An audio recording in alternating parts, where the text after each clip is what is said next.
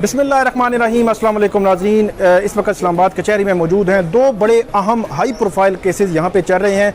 नूर Muqaddam case से मुतल्लिक आज समाअत थी, उसका बड़ा मुख्तसर सा अहवाल जो है आपके सामने रखूँगा। तफसीली बात होगी उस्मान मिर्ज़ा केस की, उसमें भी हम दो पार्ट्स में बात करेंगे। एक आज की समाअत क्या हुई और जो चालान पेश करने का जो हतमी रिपोर्ट है इस केस में, वो तारीख क्या मुकर्रर कर दिया है जो जुडिशल मजिस्ट्रेट हैं वकार गोंदल उन्होंने। और आज मुल्ज़मान ने बड़े भयानक किस्म के इल्ज़ामात लगाए, कमरा अदालत में खड़े साफ़ियों से उन्होंने कुछ बातें की, वो भी मैं आपके सामने रखूँगा। सबसे पहले बात करते हैं नूर मुकद्दम कत्ल केस की। उसमें जो मरकज़ी मुल्ज़म है ज़ाहिर जाफ़र, उसके वालिद ज़ाकिर और इस्मत जो है उन्होंने ज़मानत बाद गिरफ्तारी की दरख्वास्त दायर कर रखी है। आज एडिशनल सेशन जज जो है मोहम्मद सुहेल, उनकी अदालत में ये समाअत थी। नोटिस जो है वो 3 रोज़ पहले जारी हो चुके थे, लेकिन आज जब हम कमरा अदालत में 8:30 बजे पहुंचे तो वहाँ पे मौजूद थे नूर मुकद्दम, उनके साथ 2 और लोग भी आए हुए थे और जो प्रोसिक्यूटर हैं पब्लिक प्रोसिक्यूटर साजिद चीमा, उनके साथ कुछ गुफ्तगू शुनीद कर रहे थे। शायद आज वो एडजर्नमेंट लेना चाह रहे थे। फिर जब समाअत शुरू हुई तो कमरा अदालत जो है वो खचाखच भरा हुआ था। वहाँ पे सबसे पहले नूर मुकद्दम के जो वालिद हैं वो रोस्ट्रम पे आए और उन्होंने बात करना शुरू की। उन्होंने कहा जी मैंने अभी वकील करना है, इसलिए टाइम जो है वो दिया जाए। इसमें एक और डेवलपमेंट ये हुई है कि पहले ये था कि राजा रिजवान अब्बासी जो है वो ज़ाकिर जाफ़िर और इस्मत की जानिब से जो है वो पेश हो रहे थे। अब ज़ाकिर की जानिब से राजा रिजवान अब्बासी वकील हैं और लाहौर से एक वकील आए हैं जो असद जमाल, जो इस्मत की जानिब से आज पेश हुए। उन्होंने कहा जी हमारे जो मुल्ज़मा हैं उनको बेजा जो है वो जेल में रखा गया है, इसलिए इसकी फौरी जो है वो समाअत की जाए। बल्कि जब शौकत मुकद्दम की जानिब से कहा गया और प्रोसिक्यूशन टीम ने भी कहा कि जो तफ्तीशी अफसर हैं वो लाहौर में हैं, क्योंकि मरकज़ी मुल्ज़म को वहाँ ले जाया गया है फ्रांसिक के लिए और मुख्तलिफ चीज़ों के लिए, इसलिए इस केस को मुलतवी किया जाए।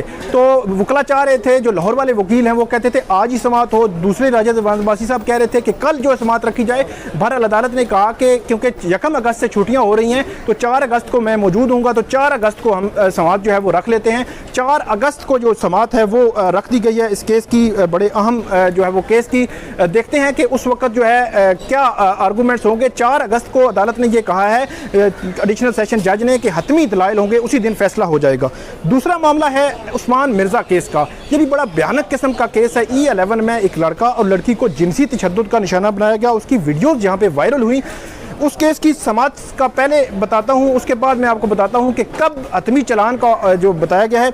आज जब तमाम मुल्ज़मान हैं, 7 मुल्ज़मान हैं इस केस में, उनको अदालत के सामने पेश किया गया, जिनमें एक जो मरकज़ी मुल्ज़म है उस्मान मिर्ज़ा, अताउर रहमान है, रेहान है, इसके बाद बिलाल मरवत हैं, उमर बिलाल मरवत और दीगर जो है मुल्ज़मान अदालत के यूँ बट तमाम को अदालत के सामने जब पेश किया, जब कमरा अदालत में जो मुल्ज़मान के वकील थे उनकी जानिब से यह भी कहा गया कि 24 रोज़ हो गए हैं इनके ना कपड़े तब्दील करने की इजाज़त दी जा रही है, ना फैमिली से मिलने दिया जा रहा है। आज जब अभी समाअत शुरू नहीं हुई थी तो कमरा अदालत के बाद तमाम मुल्ज़मान की फैमिलीज़ मौजूद थी, ख़वातीन मौजूद थी, उनके मर्द जो है वो मौजूद थे, वो बातचीत कर रहे थे, आपस में कुछ चीज़ें कर रहे थे, वकला के साथ बात कर रहे थे। उसके बाद जब कमरा अदालत में पेश किया गया तो सारी रुदात उनके सामने रखी गई और जेल मैनुअल के ज़रिए उन्होंने कहा गया कि इनके जी हुकूक हैं, ये मुल्ज़म है, मुजरम नहीं है, इनके साथ जो हुकूक इनको बतौर मुल्ज़म हासिल हैं जेल में वो उनको मिलने चाहिए।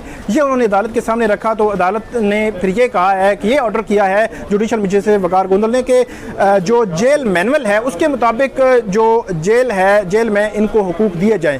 अब देखते हैं कि उनको क्या सूरत हाल मिलेगी, लेकिन जो उनकी फैमिली से मुलाकात और जो उनके इल्ज़ामात हैं वो तफसील में आपको बता देता हूँ।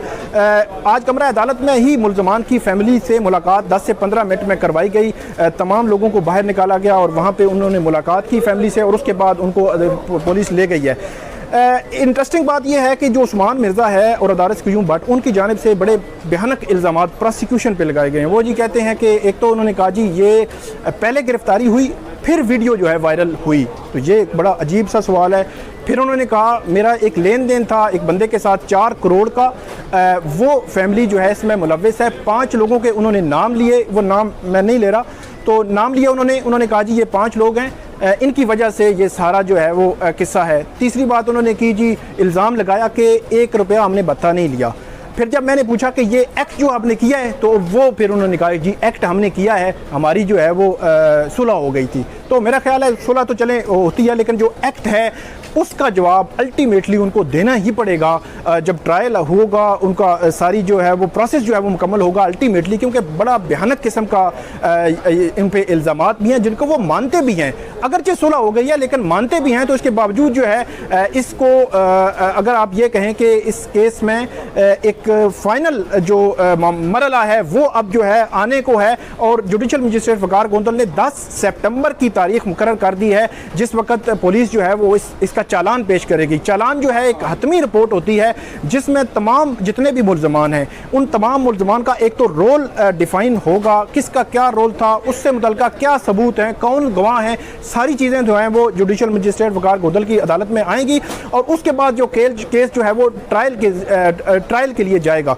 इसके अलावा भी जो उस्मान मिर्ज़ा है या उसके साथ जो मुल्ज़मान थे, उन्होंने वहाँ पे सहाफ़ियों से जो बात की, उन्होंने और भी इल्ज़ामात लगाए कि जो वीडियो या 164 की जो बयान आया है, 164 का एक बयान आया है जो असद है मुतासरा लड़का, उसकी जानिब से, कि इन्होंने डुप्लीकेट चाबी बनवा के वो अंदर दाखिल हुए और उसके बाद इन्होंने सारा जो है वो मामला किया।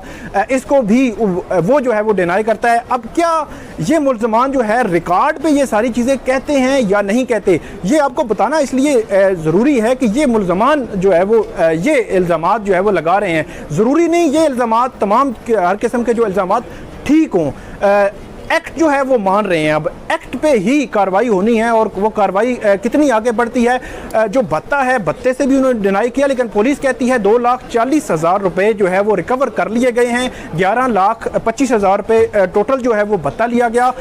नवंबर की वीडियो जो है ये है, मुल्ज़मान की जानिब से भी यही कहा गया है कि नवंबर की वीडियो है, और उसके बाद जो है ये वीडियो वायरल बाद में हुई, हमें पहले जो है वो गिरफ्तार किया गया।